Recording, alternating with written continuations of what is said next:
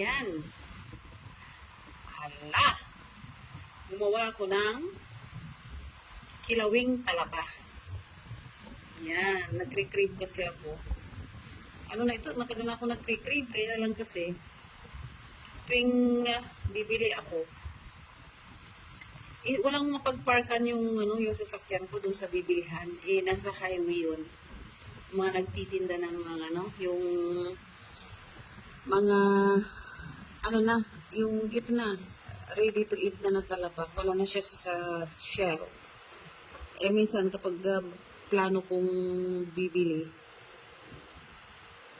nagkukus ng traffic yung sasakyan ko, kaya minsan dumidiretso na ako kasi walang parking area.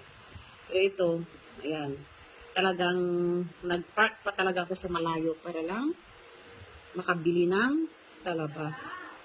Para akong naglilihi. Yan. Yan. At saka maraming kanin. Wala. Ano ba yan? Tukso, layuan mo ako.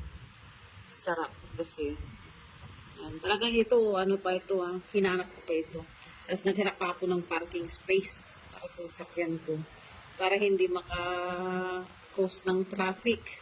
Kasi nasa highway lang sila talaga. So, naglakad pa.